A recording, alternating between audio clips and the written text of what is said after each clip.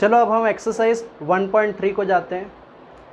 Exercise 1.3 ये एक लेंदी exercise है बट बहुत ही सिंपल एक्सरसाइज है। इस एक्सरसाइज में जो पीछे आपने इंट्रोडक्शन पढ़ा है उस इंट्रोडक्शन के लॉजिक्स को, कंसेप्ट्स को इस एक्सरसाइज में हमें यूज़ करना है। जैसे हम लोगों को यहाँ पर क्वांटिफायर का यूज़ करना है, डुअल का यूज़ करना होगा, नेगेशंस ऑफ कंपाउंड स्टेटमेंट, और साथ ही साथ में आगे जो आपने कन्वर्स, इन्वर्स और कॉन्ट्रापॉजिटिव का जो कंसेप्ट देखा वो सारे कंसेप्ट इस प्रैक्टिस सेट में, इस एक्सरसाइज के क्वेश्चंस में हमें यूज़ करना पड़ेगा। तो चलो क्वेश्चन नंबर 1 से शुरू करते हैं। क्वेश्चन नंबर 1 में आपको एक सेट दिया हुआ है, सेट ए, जिसके एलिमेंट्स हैं 3, 5, 7, 9, 11 और 12।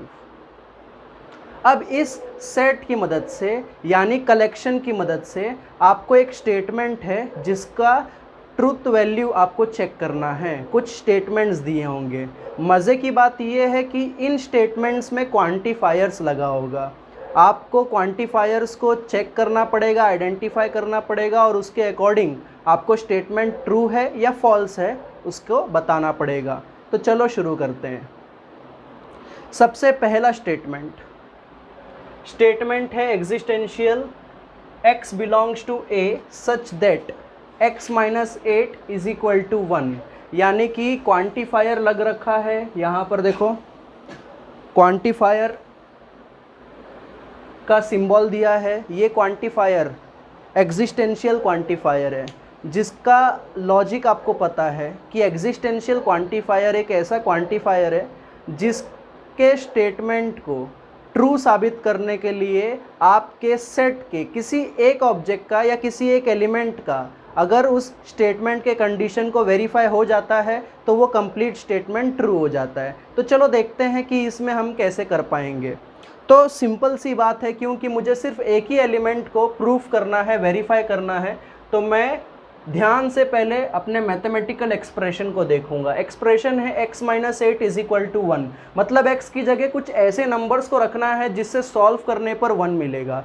अब मेरे पास इतने सारे नंबर्स हैं, अब इतने सारे नंबर्स में से कोई एक नंबर चुनो जिससे सॉल्व कर कर 1 मिले। तो सिंपल सी बात है, हम अगर x की जगह 9 ले लेते हैं तो 9 माइनस 8 हो जाएगा 1।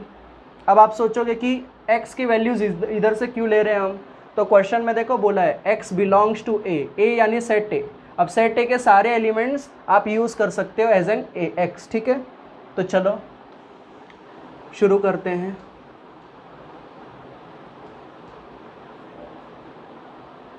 For x is equal to 9, x minus 8 is equal to 1,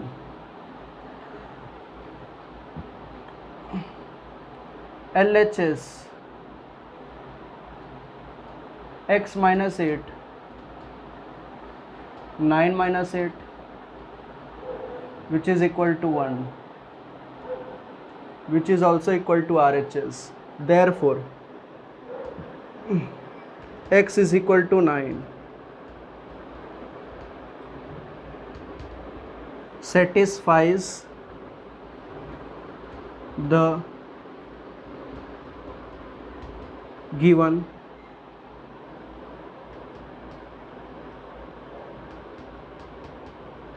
condition. Hence the statement is true, where the truth value of the statement is T। बड़ा ही सिंपल क्वेश्चन था। इस क्वेश्चन में एग्जिस्टेंशियल क्वांटिफायर का use किया गया था। इस क्वांटिफायर के आ जाने से हमारे काम थोड़ा सा आसान हो जाता है। क्योंकि ऐसे क्वांटिफायर्स के कंडीशन को, ऐसे क्वांटिफायर वाले स्टेटमेंट के कंडीशन में सिर्फ एक ऑब्जेक्ट को आपको वेरीफाई करके दिखाना होता है। अगर वो एक ऑब्जेक्ट वेरीफाई हो जाता है तो कंप्लीट स्टेटमेंट ट्रू हो जाता है। चलो क्वेश्चन नंबर 2 को जाते हैं। चलो अब इस एक्सरसाइज के सेकंड क्वेश्चन को जाते हैं। सेकंड क्वेश्चन का जो स्टेटमेंट है, उस स्टेटमेंट में अगर आप ध्यान से देखें तो आपको यूनिवर्सल क्वांटिफायर दिखाई देगा। अब यूनिवर्सल क्वांटिफायर की कहानी क्या है? एक्चुअली एग्जिस्टेंशियल में जैसे आपके कलेक्शन में से, आपके सेट में से किसी एक ऑब्जेक्ट का या किसी एक एलिमेंट का अगर वेरिफिकेशन हो जाता है तो आपका स्टेटमेंट ट्रू हो जाता है। बट यूनिवर्सल क्वांटिफायर के साथ ऐसा नहीं होता। यूनिवर्सल क्वांटिफायर में आपको चाहिए कि सेट के सारे एलिमेंट्स को वेरीफाई करके बताना। अगर सारे एलिमेंट्स वेरीफाई हो रहे हैं तो ही आपका स्टेटमेंट ट्रू होगा। बट अगर एक भी एलिमेंट वेरीफाई नहीं हो पाया, कुछ प्रॉब्लम हो गया, फॉल्स हो गया, ट्रू नहीं हुआ, तो इससे पूरा कंप्लीट स्टेटमेंट फॉल्स हो जाता है। समझा? चलो देखते हैं कि कैसे करेंगे इस क्वेश्चन को। ये क्वेश्चन थोड़ा लेंदी होने वाला है क्योंकि यूनिवर्सल क्वांटिफायर्स आ चुका है बीच में। तो अब मुझे बारी बारी सारे एलिमेंट्स को यूज़ करना पड़ेगा अपने रिलेशन में। मेरा रिलेशन है x² + x, जिसे सॉल्व करने पर एक इवन नंबर आना चाहिए। इवन नंबर तो आपको पता है, the number which is divisible by 2, यानी 2 के टेबल में आने वाले नंबर्स को हम लोग इवन नंबर कहते हैं। खैर देखते हैं। तो सबसे पहले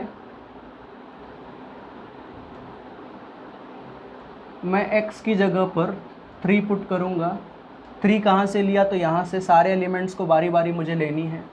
x = 3 लेता हूँ और इसमें पुट करता हूँ x² + x। x की जगह 3, 3 का स्क्वायर 9 + 3, इसका आंसर आ जाएगा 12। 12 आ गया, यानी कि इवन नंबर। सिमिलरली सेकंड वाला, सेकंड एलिमेंट है x = 5। अब आप x² + x में पुट करेंगे तो ये हो जाएगा 5² + 5, यानी 25 + 5, जिसका मतलब है 30। Again it is a even number.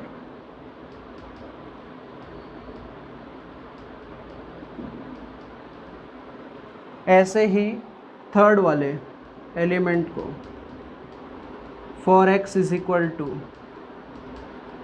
7, x² + x, यानी 7² + 7, घुमा फिरा के 49 + 7, जिसका मतलब होगा 56। Again a even number. यानी अभी तक की सारी चीज़ें तो अच्छे से आ रहा है। देखते हैं कि क्या आगे के एलिमेंट्स भी वेरीफाई हो जाते हैं। तो चलो देखते हैं।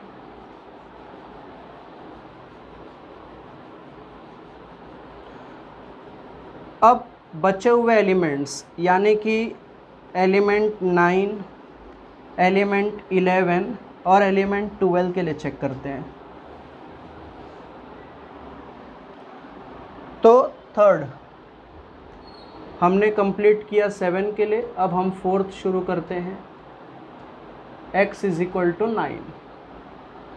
अगेन आप x² + x में x की जगह 9 पुट करेंगे। 9 का स्क्वायर हो जाएगा 81 + 9, घुमा फिरा के आंसर मिलेगा 90। Again even number. ऐसे ही आगे भी आप चेक करेंगे। तो मैं अभी डायरेक्टली दिखा दे रहा हूँ, आप उसे पूरी तरह से सॉल्व करोगे। तो 11 अगर मैं लेता हूँ तो 11² + 11, 11 का स्क्वायर है 121, + 11 करेंगे तो आ जाएगा आंसर 132, यानी कि इवन नंबर। 12 लेता हूँ, 12 का स्क्वायर + 12, 12 का स्क्वायर है 144, + 12, यानी कि आपको आंसर आ जाएगा 156। इसका मतलब it is again an even number. तो हम बोल देंगे similarly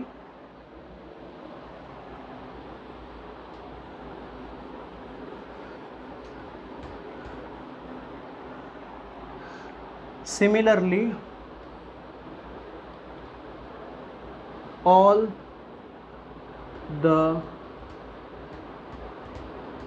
values of x satisfies the given condition. Condition क्या था? कंडीशन था x square plus x is an even number. तो ये कंडीशन को सारे एलिमेंट्स वेरीफाई कर दिए। जैसे 3 का आंसर 12 मिला, 5 पुट करने पर 30 मिला, 7 पुट करने पर 56 मिला और 9 पुट करने पर 90 मिला। ऐसे ही सारे एलिमेंट्स वेरीफाई हो रहे हैं। इसीलिए हम लिखेंगे all the values of x satisfies the given condition, therefore the given statement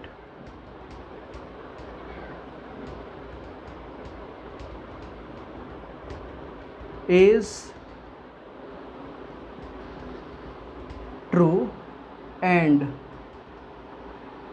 its truth value is t। जैसे कि आपने देखा यूनिवर्सल क्वांटिफायर था, यानी कि सारे एलिमेंट्स को वेरीफाई करना था। मज़े की बात तो ये है कि यहाँ पर सारे एलिमेंट्स आपके स्टेटमेंट के कंडीशन को वेरीफाई करें और सारे ही क्वेश्चन मतलब सारे वैल्यूज़ पुट करने के बाद आपका जो कंडीशन दिया था वो सेटिस्फाई हो रहा था।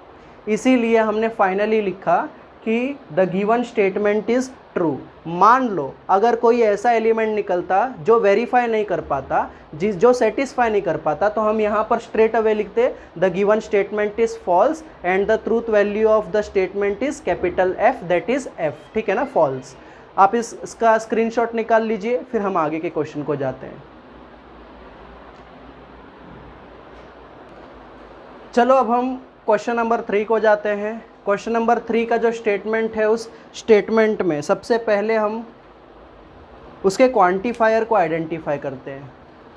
अगर आप ध्यान से देखें तो यहाँ पर क्वांटिफायर के नाम पर जो सिंबल दिया है, ये सिंबल है कैपिटल ई बट उल्टा, और आपको तो पता है कि ये सिंबल एग्जिस्टेंशियल क्वांटिफायर का है। और इस क्वांटिफायर की कहानी भी आपको पता है कि किसी एक एलिमेंट को आप सेटिस्फाई कर गए तो पूरा स्टेटमेंट ऑटोमेटिक ट्रू हो जाता है। देखते हैं कि इसका स्टेटमेंट के कंडीशन में क्या दिया है। इस स्टेटमेंट के कंडीशन में बोला है कि x square must be smaller than 0, यानी एक्स की ऐसी वैल्यू जो 0 से छोटी मिलनी चाहिए। तो अगर आप देखोगे तो इस सेट में एक्स की जो वैल्यूज़ दिखाई दे रही है उसमें सबसे छोटा नंबर है 3, और अगर मैं एक्स की जगह पर 3 भी पुट करूँ ना तो 3 का स्क्वायर 9 होता है, यानी 9 इज़ ग्रेटर देन 0। ऑब्वियस सी बात है, यानी कि ये स्टेटमेंट कहीं ना कहीं फॉल्स आने वाला है। तो चलो देखते हैं। सबसे पहले मैं लिखूंगा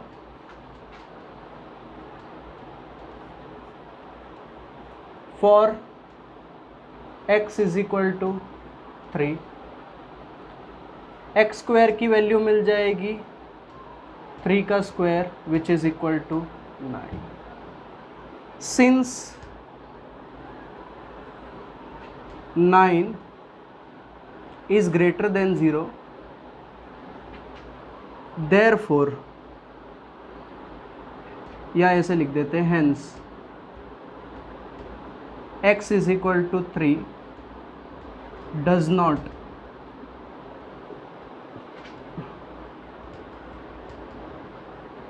satisfies the given condition.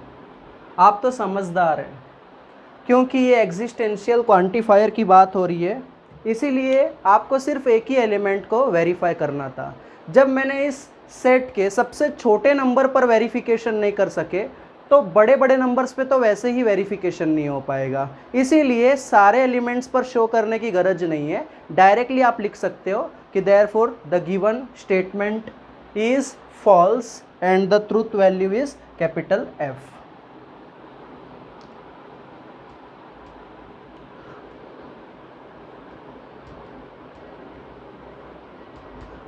The given statement is false and its truth value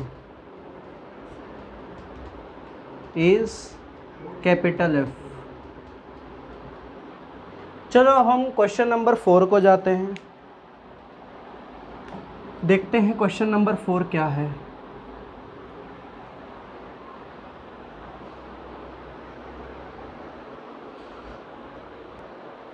अब हमने क्वेश्चन नंबर 4 शुरू करना है। क्वेश्चन नंबर 4 अगर आप ध्यान से देखें तो आपको यूनिवर्सल क्वांटिफायर दिखाई देगा। इस यूनिवर्सल क्वांटिफायर का लॉजिक ये है कि आपके सेट के सारे एलिमेंट्स आपको वेरीफाई करने पड़ेंगे आपके स्टेटमेंट की गिवन कंडीशन में। इस स्टेटमेंट का कंडीशन है कि x must be an even number. बड़ा ही सिंपल कंडीशन है। अब इस कंडीशन के तहत x की सारी वैल्यूज़ इवन नंबर होनी चाहिए, और क्योंकि ये यूनिवर्सल क्वांटिफायर है इसीलिए आपको सारे एलिमेंट्स को वेरीफाई करना पड़ेगा। बट अगर मैं ध्यान से देखूं, अपने कलेक्शंस को देखूं, अपने सेट को देखूं, तो इसमें अगर ध्यान से देखा जाए तो लगभग सारे एलिमेंट्स ऑड नंबर है। 3 ऑड है, 5 ऑड है, 7 ऑड है, 9 ऑड है, 11 ऑड है, सिर्फ एक 12 इवन है। बट एक एलिमेंट तो वेरीफाई नहीं करना, हमें तो सारे एलिमेंट्स को वेरीफाई करना है क्योंकि ये यूनिवर्सल क्वांटिफायर है। अगर एग्जिस्टेंशियल होता तो ये आंसर ट्रू हो सकता था, बट क्योंकि ये यूनिवर्सल क्वांटिफायर है इसीलिए हम बता देंगे कि x is equal to 3 does not satisfies the given condition, therefore the given statement is false and the truth value is capital F। ज़रूरी नहीं है कि आप सबको मेंशन करो कि x is equal to 3 satisfy नहीं करता, 5 सेटिस्फाई, 7, 9, 11 सेटिस्फाई नहीं करता। कोई एक एलिमेंट भी अगर बता दिया ना कि सेटिस्फाई नहीं करता तो ऑटोमेटिक समझ में आ जाता है कि कंप्लीट स्टेटमेंट फॉल्स है। तो चलो देखते हैं। तो मैं स्ट्रेट अवे लिख दूंगा according to the given condition, condition नहीं, according to the given data लिख दूंगा।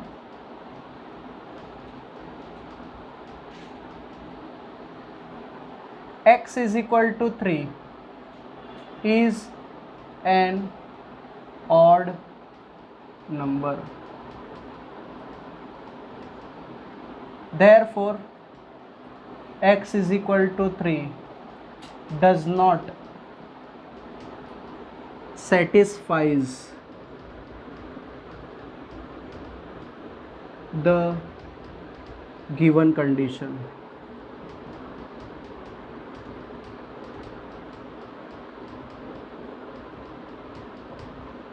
Hence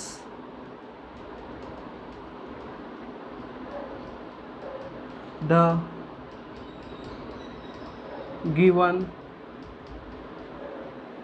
statement is false and its truth value is capital F।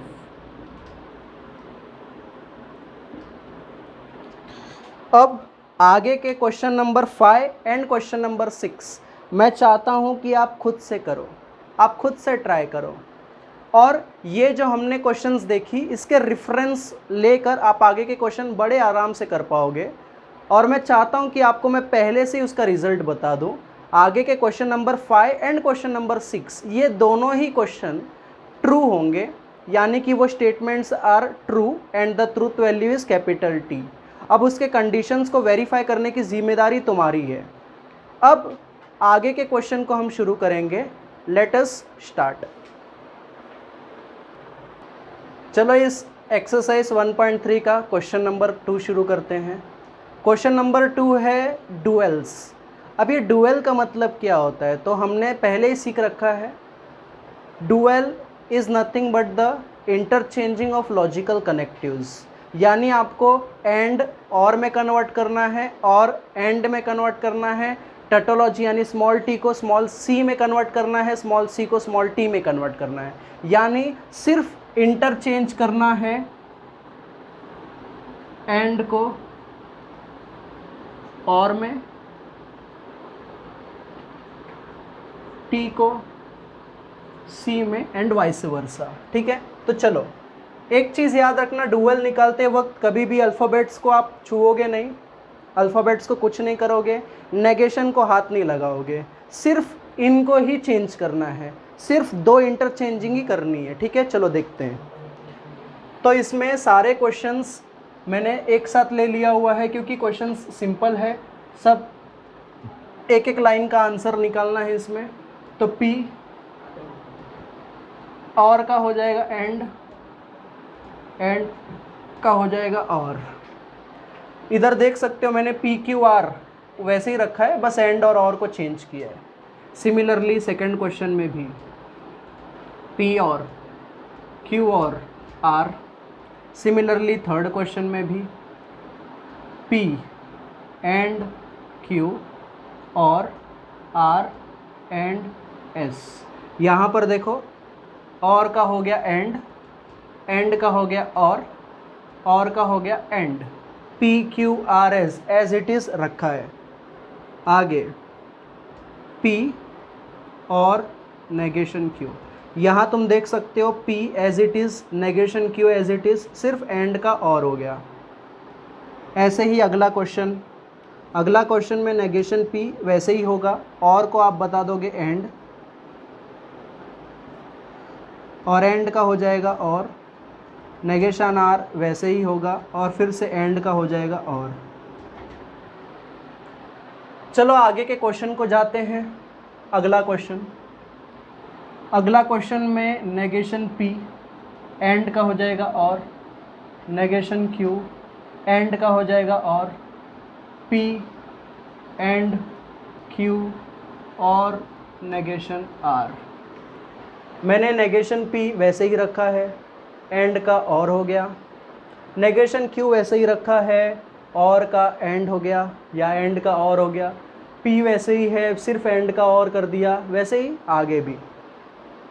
Similarly अगला question, negation of P and Q, square bracket close, and का हो जाएगा और, फिर से square bracket, P and negation of Q और नेगेशन S।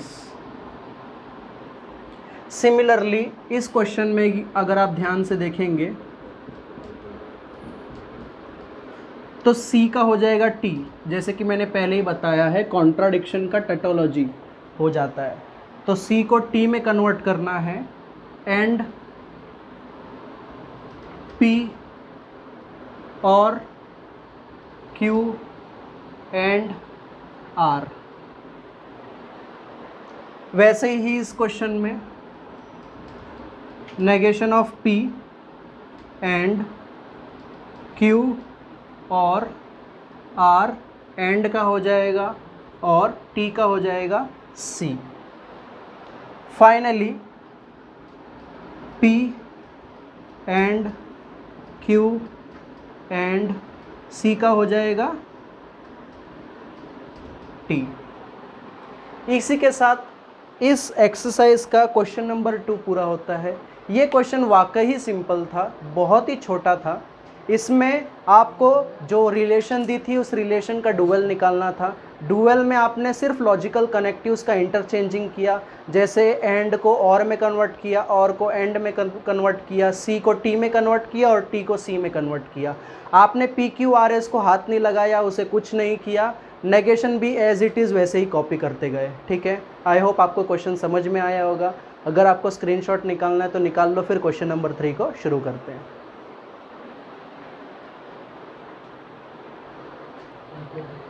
अब चलो क्वेश्चन नंबर 3 को शुरू करते हैं।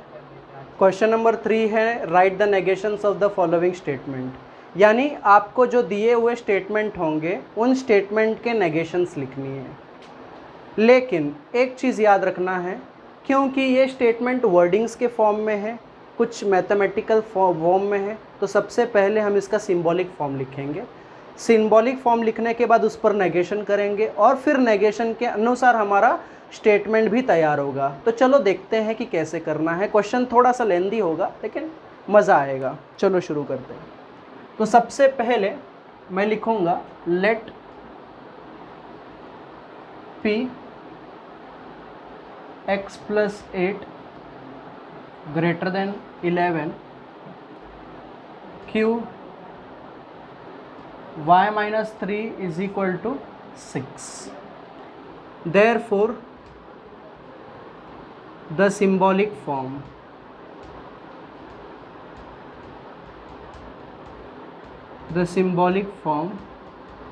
of the given statement is. अब सिंबॉलिक फॉर्म में ये तो कंप्लीट आपने p बता दिया है, इसीलिए आप p लिख देंगे। फिर इधर पे देखो और आया है, और को आप डिसजंक्शन समझते हैं जिसका सिंबल कुछ ऐसा होता है। y - 3 = 6 यानी q है, तो लिख देंगे q, यानी कि आपके स्टेटमेंट का ये सिंबॉलिक फॉर्म हो गया। लेकिन इतना करने से हमारा आंसर नहीं आता, हमें पूछा है नेगेशन निकालने के लिए, यानी कि आपको इस सिंबॉलिक स्टेटमेंट का नेगेशन निकालना पड़ेगा। इसका नेगेशन निकालने के बाद आप उसमें उसके फॉर्म में लिखेंगे, उसमें चेंजेस लाएंगे। ठीक है, तो चलो देखते हैं। तो मैं इसे पहले ब्रैकेट दे देता हूँ, फिर लिखता हूँ therefore negation of given statement P और Q is negation of P और Q। ठीक है, मतलब इस सिंबॉलिक रिप्रेजेंटेशन का नेगेशन ऐसा होगा। अब इसमें देखते हैं कैसे करेंगे हम। देयरफॉर नेगेशन ऑफ P और Q, जब नेगेशन अंदर जाएगा तो ये हो जाएगा नेगेशन P, और नेगेशन और को एंड कर देगा और Q इधर पे आ जाएगा। वैसे भी हमने इंट्रोडक्शन में इसे डी मॉर्गन्स लॉ के अंदर देखा था। एक्चुअली ये डी मॉर्गन्स लॉ है, यहाँ पर मैं लिख देता हूँ। अगर आपने इंट्रोडक्शन की वीडियो नहीं देखी होगी तो आप जाकर उसे देख लो, सारे कंसेप्ट्स क्लियर हो जाएंगे। खैर, ये डी मॉर्गन्स लॉ है। इस डी मॉर्गन्स लॉ से हमें हमारे स्टेटमेंट का नेगेशन मिल चुका है। बस अब इस नेगेशन के रूप में हम अपने स्टेटमेंट को लिख देंगे। देयरफॉर लिखेंगे, therefore the negation of given compound statement is. अब सबसे पहला पार्ट क्या है, नेगेशन ऑफ P। आपने P किसे लिया था, x + 8 > 11। अब इसका नेगेशन करेंगे तो ऐसा हो जाएगा x + 8 ऐसा हो जाएगा, है ना। ग्रेटर को हमने कट कर दिया। अब ग्रेटर को ना कट करके ऐसे भी लिख सकते हो, वो आपके ऊपर है, बट मैं ज़्यादा प्रीफर करता हूँ इसे। आगे ये वाला सिंबल कंजंक्शन का है, तो इधर पे लिख देंगे एंड। देखो क्वेश्चन में और दिया था, और का हो गया एंड। अब नेगेशन ऑफ Q, अभी Q क्या है, y - 3 = 6, इसका नेगेशन करेंगे तो कैसा लिखेंगे हम, तो आ जाएगा y minus 3 is not equal to 6, as simple as that.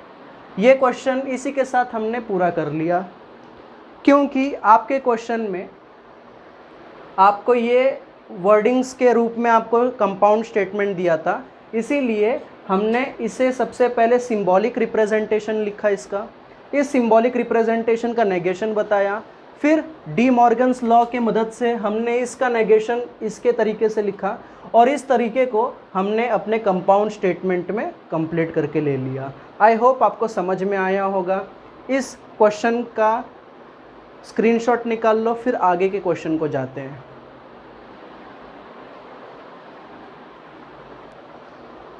अब क्वेश्चन नंबर 2 आपको खुद से करना होगा, क्वेश्चन नंबर 1 के जैसे ही है वो।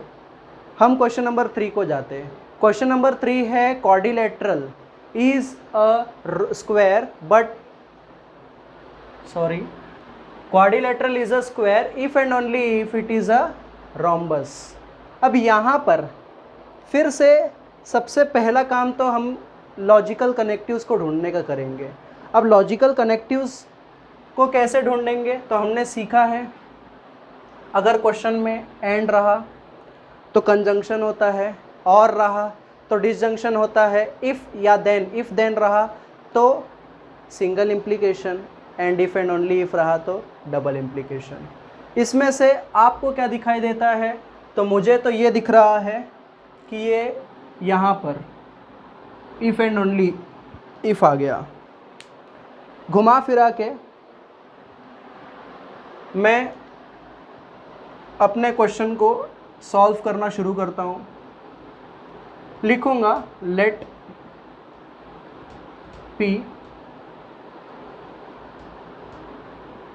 P को मैं क्वाड्रिलेटरल इज अ स्क्वायर समझता हूँ, Q quadrilateral is a rhombus समझता हूँ। इसका सिंबॉलिक फॉर्म क्या होगा,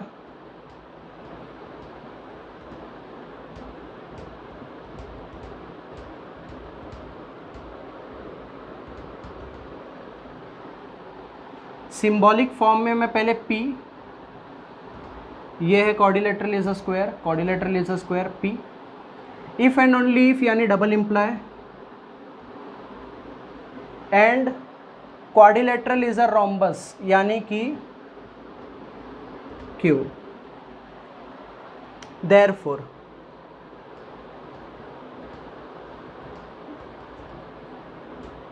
negation of the given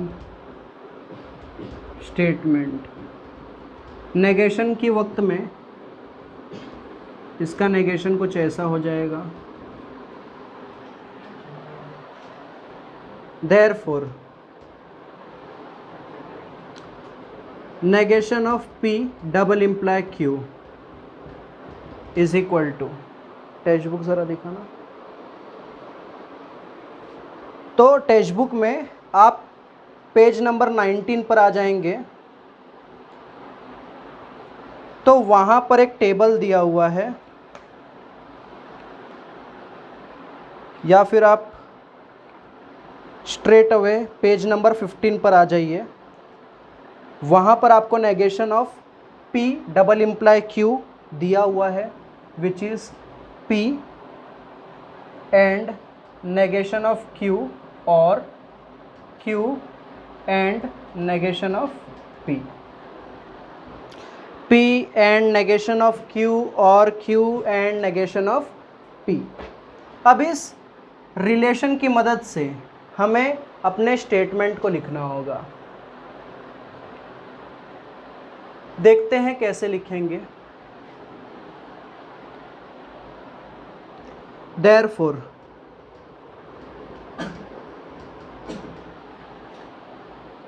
the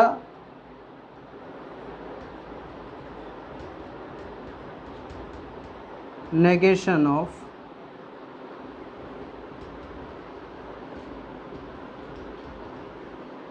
given statement is. अब स्टेटमेंट में सबसे पहला क्या है, P and negation of Q। तो मैं लिख दूंगा P क्या है, क्वाड्रिलेटरल इज अ स्क्वायर, तो लिख दूंगा quadrilateral is a square and, तो हम इस स्टेटमेंट को देखकर अपने इस स्टेटमेंट का नेगेशन लिख रहे हैं। पहला P आया है तो मैंने लिख दिया क्वाड्रिलेटरल इज अ स्क्वायर। ये एंड या बट का साइन है, मैं लिख दूंगा बट। नेगेशन ऑफ Q का मतलब, Q में आप क्वाड्रिलेटरल को रोम्बस बता रहे थे तो लिख दूंगा बट नॉट रोम्बस। फिर आ जाता है और, तो लिख दूंगा और। फिर Q का मतलब क्वाड्रिलेटरल इज अ रोम्बस, लिख दूंगा quadrilateral is a rhombus but not square. यानी कि ये वाला क्वेश्चन हमें वर्ड्स के रूप में दिया था, इस वर्डिंग्स को मैंने पहले सिंबॉलिक फॉर्म में लिखा, इस सिंबॉलिक फॉर्म का नेगेशन बताया, इस नेगेशन के प्री डिफाइंड रिजल्ट को यहाँ पर लिख दिया, इस रिजल्ट के अनुसार मैंने इस स्टेटमेंट का नेगेशन लिख दिया। नेगेशन क्या था स्टेटमेंट का, quadrilateral is a square but not rhombus, और quadrilateral is a rhombus but not square. समझा? चलो इस क्वेश्चन का स्क्रीनशॉट निकाल लो, फिर हम आगे बढ़ते हैं, ठीक है? चलो अब हम लोग इस क्वेश्चन नंबर 3 का सब क्वेश्चन नंबर 5 शुरू करते हैं। क्वेश्चन नंबर 4 बड़ा ही सिंपल है, वो आप खुद से कर पाओगे। क्वेश्चन नंबर 5 देखते हैं, जो अपने आप में कुछ अलग है। ये वाले क्वेश्चन में अगर आप ध्यान से देखोगे तो क्वेश्चन है, if it is raining then we will go and play football. अब सबसे पहला काम तो ये है कि हमें कौन सा लॉजिकल कनेक्टिव है उसे आइडेंटिफाई करना पड़ेगा। जैसे मैंने पहले ही बोल रखा है कि कंजंक्शन के लिए एंड या बट को देखना पड़ता है, डिसजंक्शन के लिए और, सिंगल इम्प्लीकेशन के लिए if then, and double implication के लिए इफ़ एंड ओनली इफ़।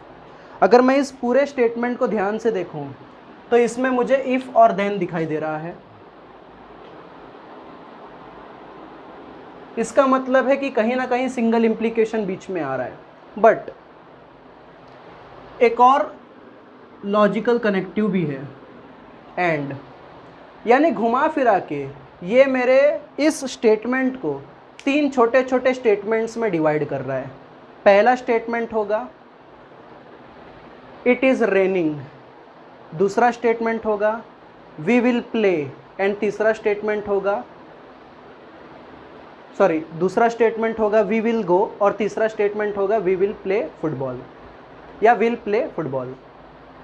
इन तीनों स्टेटमेंट के ऊपर कैसे हम लोग नेगेशन करते हैं, चलो उसे देखते हैं। तो सबसे पहले मैं लिखूंगा let P it is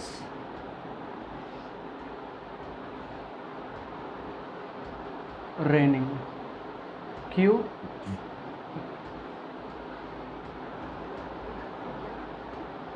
we will go, और R वी प्ले फुटबॉल। चलो इसका सिंबॉलिक रिप्रेजेंटेशन देखते हैं।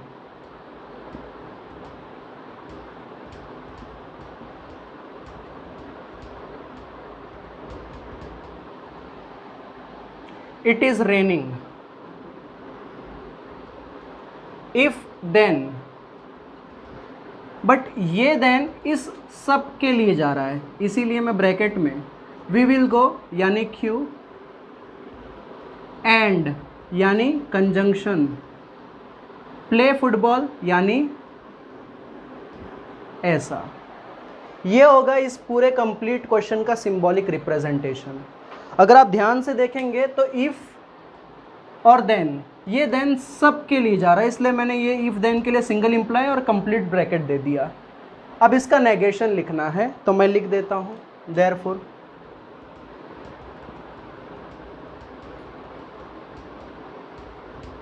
negation of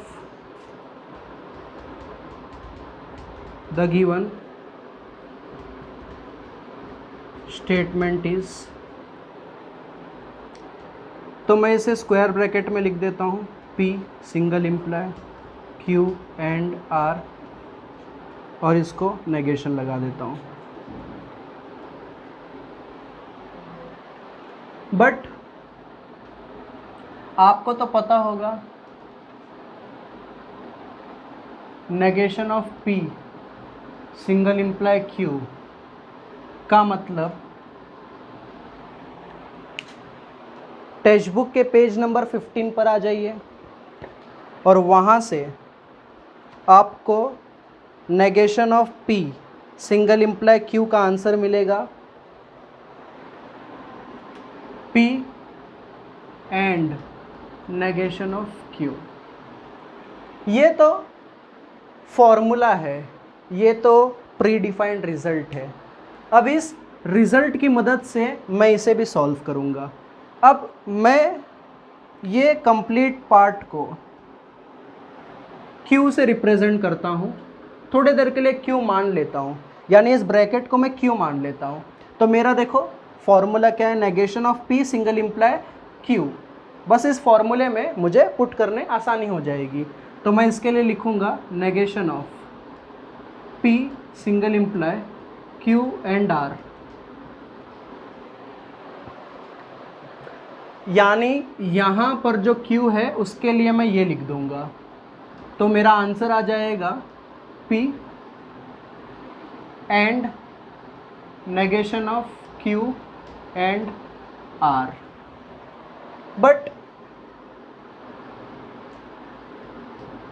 इसको अगर आप फर्दर सॉल्व करोगे तो ये नेगेशन ब्रैकेट के अंदर जा सकता है। अगर नेगेशन अंदर ले जाओगे तो ये हो जाएगा नेगेशन ऑफ Q, एंड का हो जाएगा और नेगेशन R। यानी सिंप्लीफाइड वर्जन आपके स्टेटमेंट का ये है।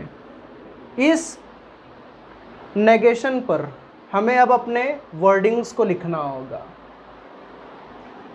तो लिख देते हैं, therefore the negation of the given statement is P, यानी it is raining, it is raining,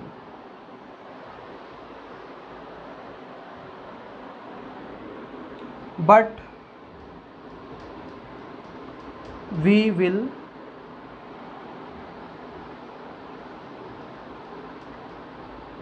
not go, क्योंकि नेगेशन ऑफ Q था।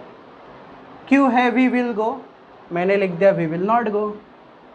अब आया और, तो लिख दूंगा और नेगेशन R, इसका मतलब we will not play football.